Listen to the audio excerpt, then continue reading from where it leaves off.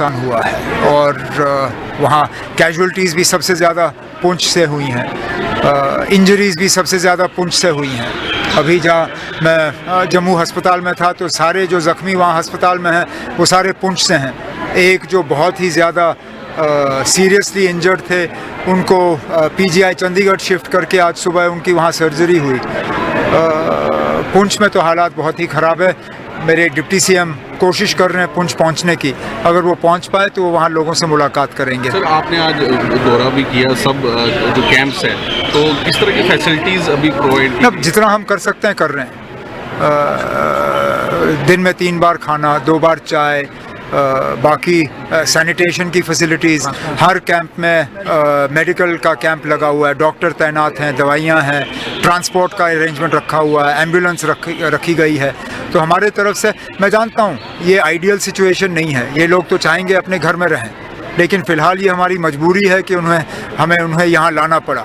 लेकिन कोशिश की जा रही है कि यहाँ रह के उनको कम से कम तकलीफ़ का सामना करना पड़े। कुछ बच्चों ने आज यहाँ खेलकूद का सामान मांगा।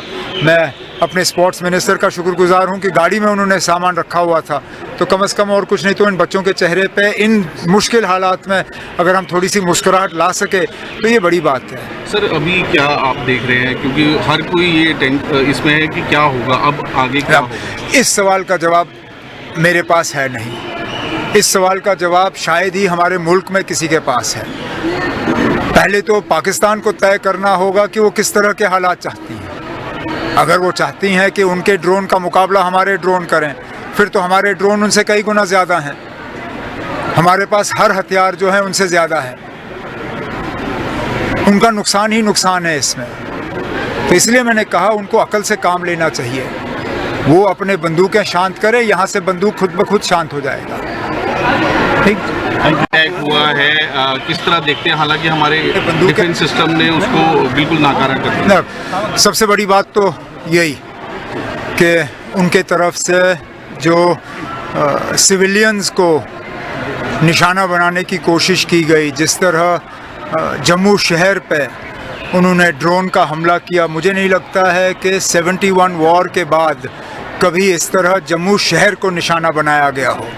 लेकिन हमारे डिफेंस फोर्सेस, उनको ये क्रेडिट जाता है कि उन्होंने ये सारे ड्रोन जो हैं उनको नाकामयाब किए और उनमें से एक भी ड्रोन जो है निशाने पे नहीं पहुंच पाई। हालांकि उन्होंने जम्मू में कई सारे इलाके, यहाँ तक कि खबर ये आई है कि कश्मीर में भी अनंतनाग में जो एम्यूनिशन डिपो है उसको भी टारगेट करने की कोशिश की, लेकिन उसमें भी वो नाकामयाब रहे। मैंने पहले दिन बात करते हुए ये कहा था कि लेकिन अब ये हालात हमने नहीं बनाए।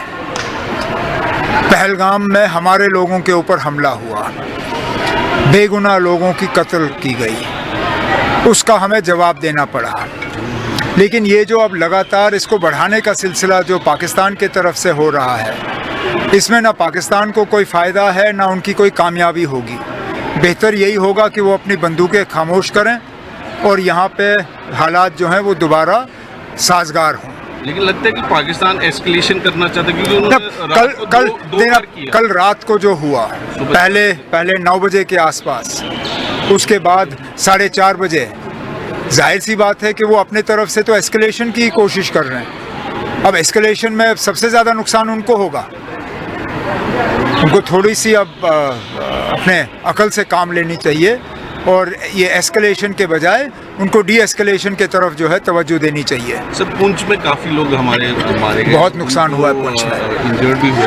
पुंछ शहर में बहुत ज़्यादा नुकसान हुआ है और वहाँ कैजुअल्टीज़ भी सबसे ज़्यादा पुंछ से हुई हैं, इंजरीज़ भी सबसे ज़्यादा पुंछ से हुई हैं।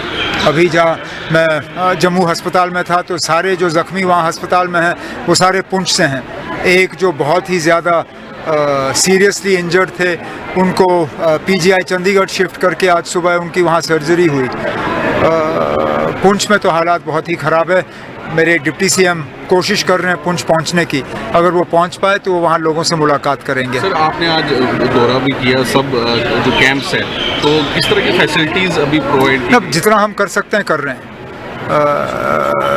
दिन में 3 बार खाना, 2 बार चाय, बाकी सैनिटेशन की फैसिलिटीज़, हर कैंप में मेडिकल का कैंप लगा हुआ है, डॉक्टर तैनात हैं, दवाइयाँ हैं,